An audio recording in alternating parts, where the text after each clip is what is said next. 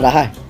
संविधान रचयिता बाबा साहब भीमराव अंबेडकर को इसलिए भी याद किया जाता है कि उन्होंने सही मायने में सभी वर्गों को आज़ादी दी।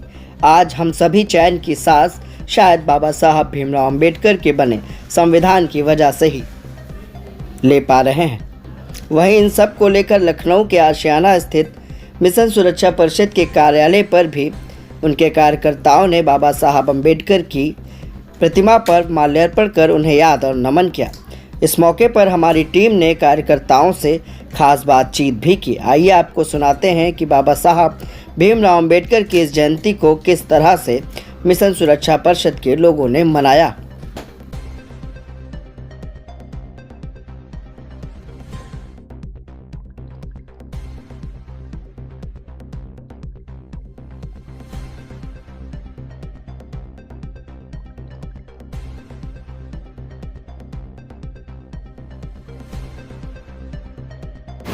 आज मिशन सुरक्षा परिषद के केंद्रीय कार्यालय पे हम बोधिसत्व भारत रत्न परम पूज्य डॉक्टर भीमराव अंबेडकर जी के जन्म जयंती के अवसर पर यहाँ उपस्थित हुए हैं। बाबा साहब भीमराव अंबेडकर, शायद ये नाम हमारी आज़ादी का नाम है।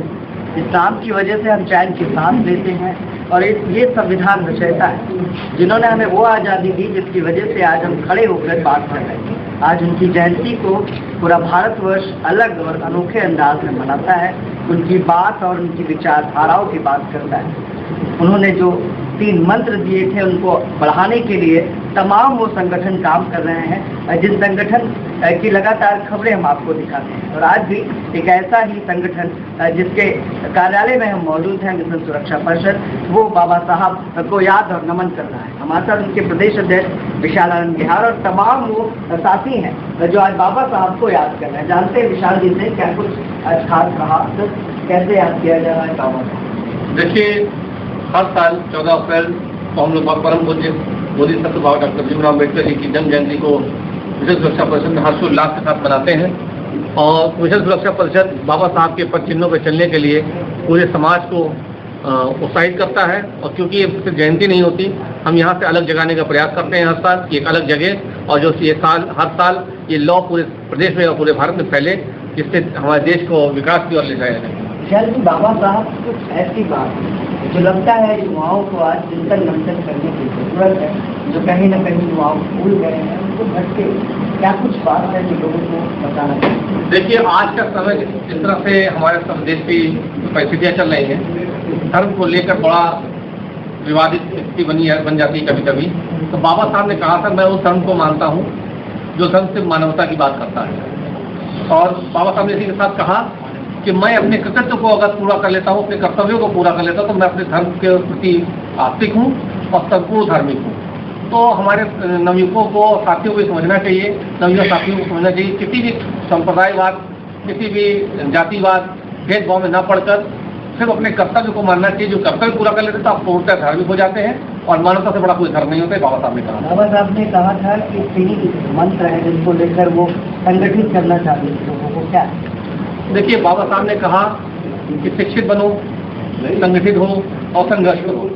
तो बाबा साहब का पहला मंत्र यही था कि टू एजुकेट, अपने आप को शिक्षित बनाइए। देखिए, हम लोग का पहला मंत्र का प्रयास यही होता है कि घर की महिलाएं जो हैं, जिसके लिए बाबा साहब ने अलग से प्रयास किया, न सिर्फ प्रयास किया हिंदू कोड बिल के माध्यम से महिलाओं को जो अधिकार आज प्राप्त है वो बाबा साहब की देन है। हिंदू कोड बिल जिसका विरोध पूरे भारत में तो दूसरे लोगों ने किया, लेकिन बाबा साहब ने उसको लागू कराया और हिंदू कोड बिल के माध्यम से महिलाओं को जो अधिकार मिले, तो उस अधिकारों के आधार पर हम लोग चाहते हैं कि महिला शिक्षित हो, क्योंकि जब एक महिला शिक्षित होती है तो पूरा एक परिवार शिक्षित हो जाता है। तो हम लोग शिक्षा में बहुत जोर देते हैं। साथ ही साथ ये कहते हैं कि अगर शिक्षित हैं तो जातिवाद, धर्मवाद, संप्रदायवाद से ऊपर उठकर संगठित हो जाएं और संगठित होकर अपने अधिकारों की लड़ाई लड़ सकें, अपने अधिकारों के संघर्ष करके। यही बाबा साहब का संदेश था कि हम लोग फैलाने को प्रयास। शायद आपसे सवाल ये है कि आजकल सियासी दल ये बात करते हैं कि संविधान को बदल दिया जाए, कितना आसान लगता है संविधान को बदलना? देखिए, बहुत पुरानी कहावत है, शायद ने कहा रोम मिस्ट ईरान सब मिट गए जहाँ से, कुछ बात है कि हस्ती मिट्टी नहीं हमारी।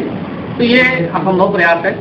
आप परिवर्तन, बाबा साहब ने स्वयं कहा था कि मैं ऐसा संविधान लिख रहा हूँ जिसपे समय समय पर परिवर्तन की आवश्यकता पड़ती रहेगी। क्योंकि बाबा साहब का मानना था कि परिवर्तन प्रगति का नियम है, तो संविधान में भी परिवर्तन की आवश्यकता बनती रहेगी। हर 10 साल पे इसमें परिवर्तन होना चाहिए, लेकिन परिवर्तन करना और संविधान को बदल देना, उसको स्थापित कर देना असंभव प्रक्रिया है।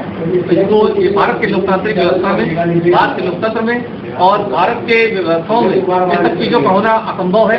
ऐसा करना मेरे ख्याल से किसी भी राजनीतिक पार्टी, राजनीतिक दल के यथा स्थिति के बाहर है। हमारे साथ महिला भी है, उसके साथ साथ तमाम वो साथी हैं। मैडम कैसे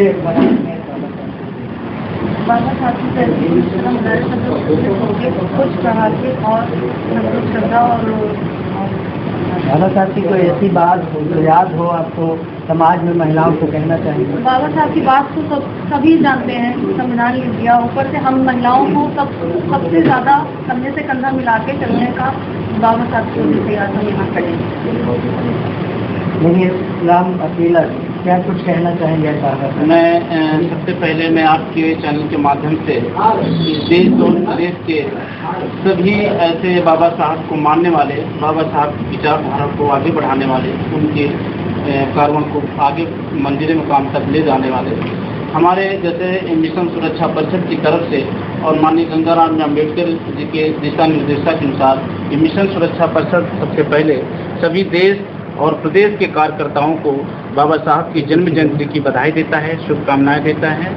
और माननीय गंगाराम अम्बेडकर जी ने एक मिशन सुरक्षा परिषद बनाया था और मिशन सुरक्षा परिषद के जिले, प्रदेश और हमारे देश में कार्यकर्ता हर्षोल्लास के साथ मना रहे हैं। ये थे हमारे साथ मिशन सुरक्षा परिषद के लोग, जिन्होंने साफ तौर पर बताया कि बाबा साहब भीमराव अम्बेडकर की जो बातें हैं, जो उनकी विचारधाराएं हैं, उनको हम आगे बढ़ाने का लगातार काम कर रहे हैं। और जहां बात रही संविधान को बदलने और इनमें परिवर्तन करने की, तो हर 10 वर्ष में समय समय पर इसमें अनेकों परिवर्तन किए जा सकते हैं, लेकिन संविधान बदलना आसान नहीं। मिशन सुरक्षा परिषद लगातार बाबा साहब को याद और नमन करता है। उनकी बातों को जन जन तक पहुंचाने के लिए संगठन के माध्यम से प्रदेश भर में अलग अलग जगहों पर इसी तरह से कार्यक्रमों का आयोजन करता रहता है। सहयोगी भरत के साथ में